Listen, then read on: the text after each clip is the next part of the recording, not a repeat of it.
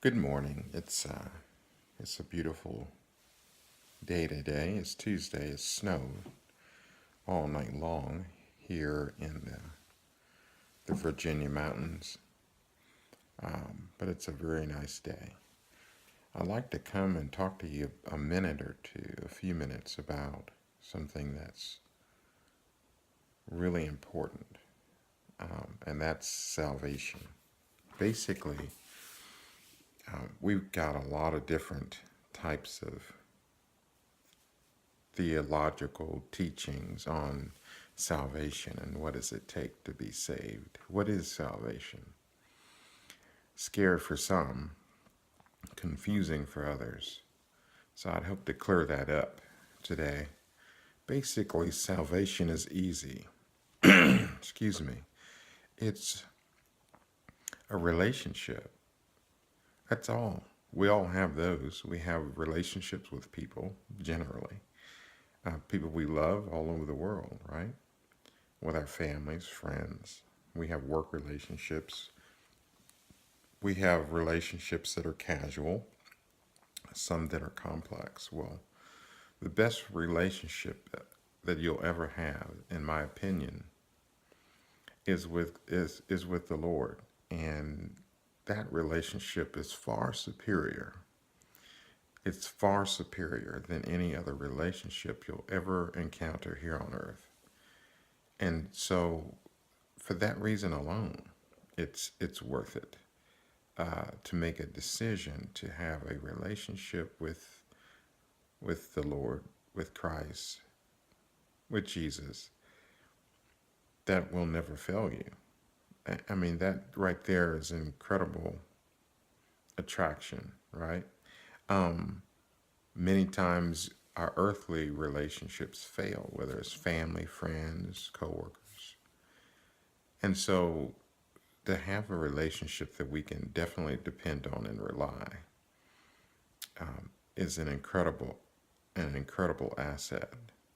And Jesus actually wants to be your friend. He wants to have a relationship with you. He wants you to get to know him. He already knows you, but he wants you to realize that he knows you. And he wants you to know that he wants to be your friend. And, a lot like, when you were kids. Remember when you were a kid and the little boy or girl next door would come over, or you would go over their house, and or you would meet at school and at the playground or in class, and the first few minutes were awkward, right? When you were trying to get to know who that person was and they were trying to get to know who you are. Everything in that moment is very fresh. It's very new. It's very tender, right? You don't know how it's going to go, what's going to happen, do they like you, all this stuff. Do you like them? Is this the right move to make? Well, with God, right, with the Lord, you don't have any of those issues when it comes to having a relationship with Him. Because the truth is that it's a different type of warmth. It's a different type of relatedness that we connect with. I like to think of it as a heart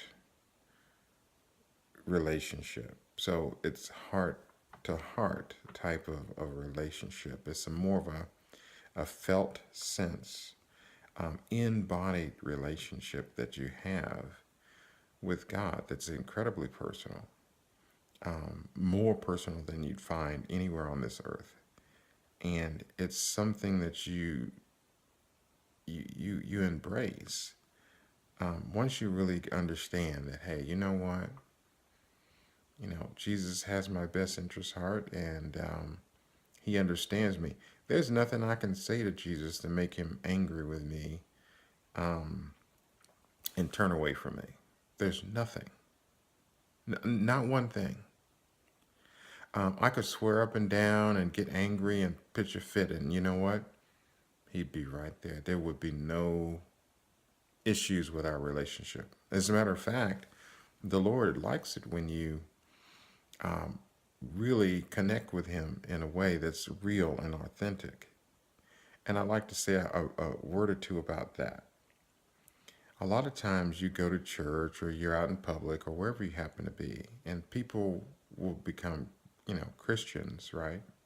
Or I will use this term, have a relationship with the Lord, a genuine relationship, not with religion, but with the Lord. And so they'll try to become something else, right? Become pious, become this otherness. And it's not what God wants. That's not a relationship. We don't have to put on pretenses for God. There's no way that we need to do that. And so therefore, a lot of times you go to church or you go to wherever you go and you have a lot of stuff in the way. Kind of like the playground, kind of like when you're going to go to your neighbor's house to see if they want to play ball. Kind of like you're at school and you got this fragile, you know, thing that you're crafting or trying to craft, and you don't know if they like you or you like them. This isn't like that. And so when you are in a situation where you are like, I want to receive Christ in my life, I want to become a friend of God, right? Then all of a sudden, you're there. You have that connection instantly, and you have a relationship. And the truth is, God's been right there waiting for you the whole time. You know, and when you're outside of that door, or He's outside of the door, right? And He's knocking on the door, ever so gently, ever so slightly, ever so soft.